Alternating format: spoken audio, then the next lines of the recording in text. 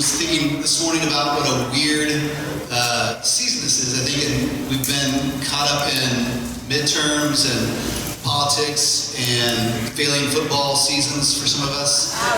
And somehow in that whole process, it's like the holidays were sneaking in and no one even noticed. And so it's, I know that it's the holiday season.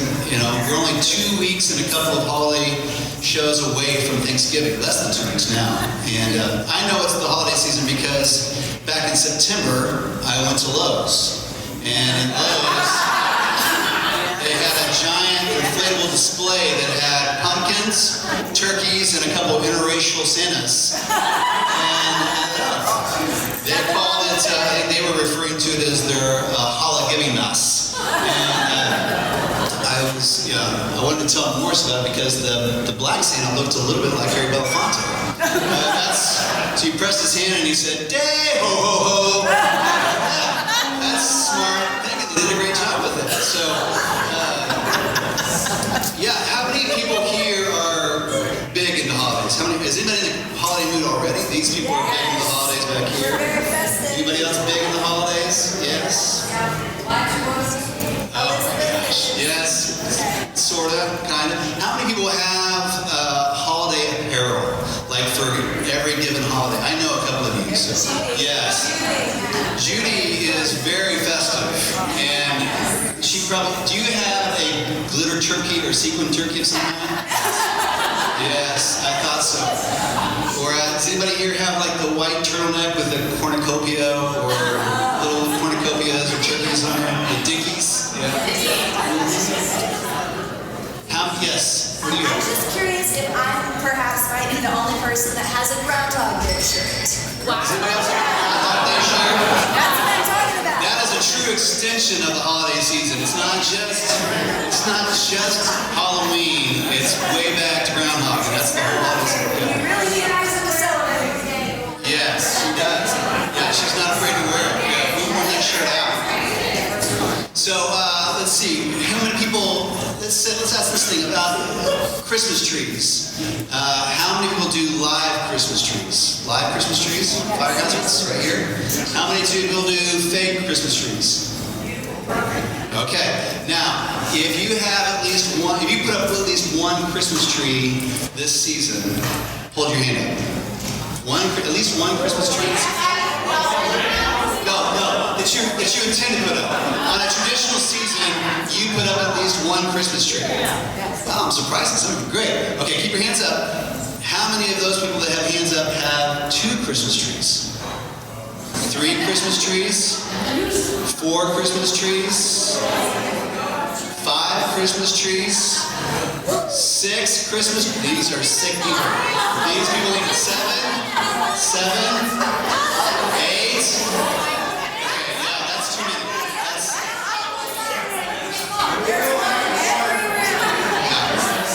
If you will read your Bible, you will see that Jesus said 1 tree.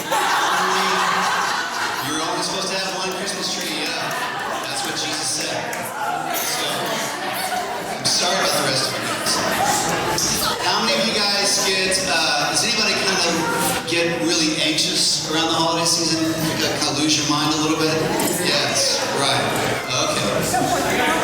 Yes. How many people put their tree up before?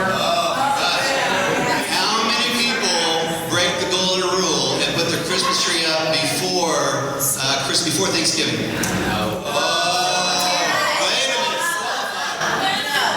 So I celebrate Dia de los Muertos, and I use it as my ofrenda and put the family pictures on it. Who else over here? I saw some hands. Yes. Okay. Wow. Renee, I'm kind of surprised. I thought I knew you. Oh, yours is up and down. Oh my God. You're not one of the Christmas tree people that has it cross it over and call it a Valentine's tree, are you? Well, we thought it might be helpful to give you a couple of tips, a couple of things that you could do to maybe survive the holiday season without killing loved ones. Because 4 out of 5 Yuletide deaths happen during Christmas season. So these are a couple of things just to keep in mind. And you don't have to use them all. You can use some of them. You probably have some of your own, and it's okay. The very first thing you can do as a holiday tip is literally forget every Christmas movie you've ever seen, ever, that has this theme.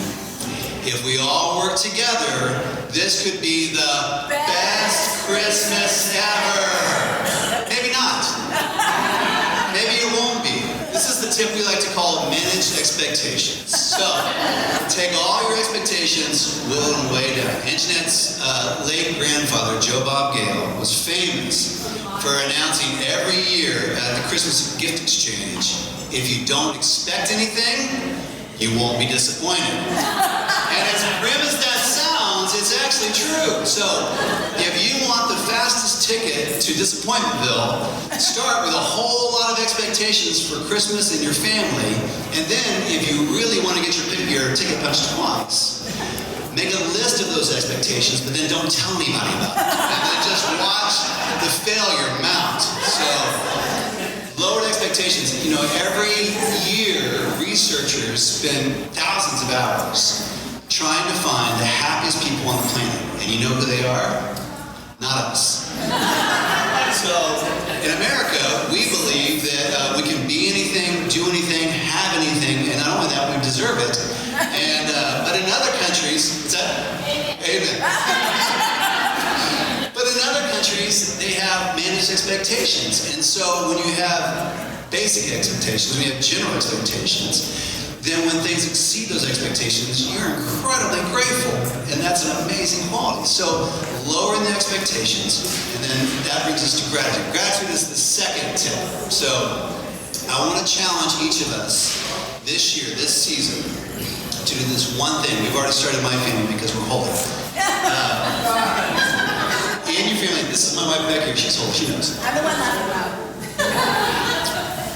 Every day of this holiday season, without fail, find one thing that you are legitimately grateful for. It doesn't have to be big. It could be the cup of coffee, could be living in a warm house, could be a car, could be the family you live with, any of those things. That one thing that day you are exceptionally grateful for. And then tell someone. Don't just keep it to yourself and unannounced. Say it out loud to somebody else. You might do it at breakfast with your family. You might do it at lunch with friends. You might do it at dinner time.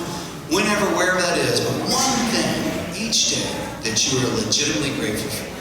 And then announce that thing. Right? Yes. Renee? Find a stranger and be grateful for that person. Renee said, find a stranger and be grateful for that person. And then go and tell them, hey, I've been watching you for like 30 minutes. While you're going up and down the aisles. And I just got to say, I'm grateful for you. And I like the way you walk. So, yes.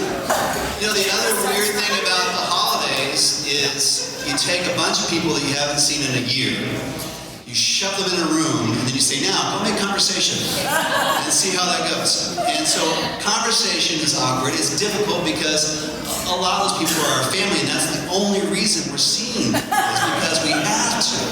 These are the people that belch like it's a greeting, or they talk about your childhood trauma as a joke, or all those kind of things. So it can be very difficult to talk to the humans, right? And so I'm going to give you 2 things you can do in conversation that might help. They're not foolproof, but they can help.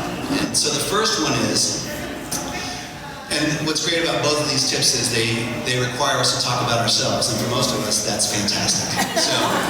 So the first thing you can do is ask someone who's difficult to talk to about their memories about Christmas. What was it like growing up as a kid for you? Did you guys make Christmas a big deal? What was it like in your family for Christmas? What's one gift that really stands out to you when you were a kid? And it gets them talking about Christmas. The beautiful thing about it is that most of us have a past. So there's a big well that we can draw from, right? The other thing you can do, and this requires a little bit more from us, and we've talked about this principle before, it's the see it and say it principle. So the see it and say it principle is you see somebody and you see something good in them. This is particularly helpful for the person you would like to vote off your holiday island if you could, right? The person you don't like, you know? It's the person that you have nothing in common with. You meet them and have the conversation. Still work at the refinery? Yep. You still unemployed? I work for a nonprofit. Same thing. I'm gonna get some eggnog. You want some? Nope, I'm against big egg. Okay, well, I will be back never. And so those people are difficult to talk to, but when you look into that person and you find something good about them, and then you acknowledge it to them, it brings their walls down and it gives you a conversation starter. So, hey, you've made your whole living being an accountant. Were you always good at math? Was that something you did?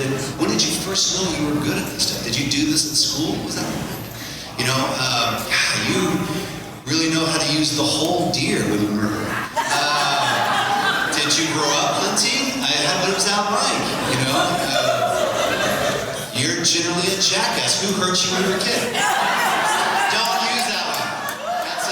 That's a different speech. That's a different speech. But you get the principle. Even the person you don't like the most has something about them that you can identify that it's a positive. They're loyal, they're frugal, they're not a slave to fashion, whatever that thing is.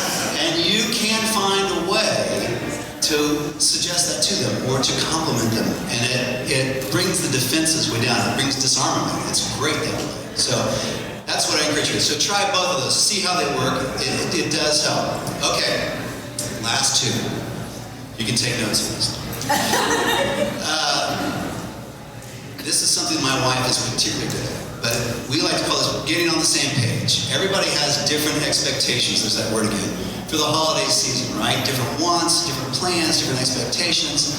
Get on the same page. If you're going to spend the holidays with somebody else, family, a significant other, your parole officer, whoever it is, get on the same page with them about what your expectations or plans are for the holidays.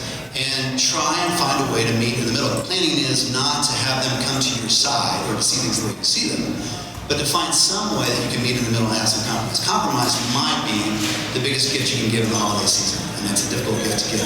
So find a way to do that. Find a way to get on the same page. There are some people that can earn it all night long, and there are some people who can't. There are some people who want to binge listen to Mariah Carey and get the baking going and leave the front door open and just welcome the humanity all day long. Nonsense. I just got goosebumps, not in a good way. I can't do that. My wife has a much greater tolerance for humanity than I do. But we do have conversations and we talk about it. Sometimes I just need to know what the time parameters are when we go to a place. How long are we going to be there? And if it's 3 hours, it's 3 hours, but at least I know it's not open-ended. I don't need to bring a sleeping bag. We're not going to camp. I just need to know for myself, and I can breathe. We're going to be there for this long, and at that time, we're all going to pack and go. And I think, okay, I can do that. So get together on the same page with stuff like that. Okay, last thing, this is one of my favorites. So I call this principle or this tip white space. White space. In advertising, white space is the thing you put around the object of focus, right? You want to sell a car, you don't build around the car so you can't see the car. You create white space so your eye goes to that thing. There's a lot of things to focus on during the holiday season, but you need white space to appreciate it. If you wear the crap out of each other in the process, you don't take anything on it, right? So you create white space. White space to me is that time for reflection. It's the quiet moment you take. It's the time in the morning or 30 minutes before dinner, or at night when everybody goes to bed, or in the Walmart parking lot on the west side where there's fewer traffic. You just sit still for a minute. Think about something that's happening. Maybe read something. Maybe reflect on something. Just breathe deep. And in that moment, you get to kind of detox a little bit. And then that gives you a greater capacity to enjoy the other moments of focus in the process.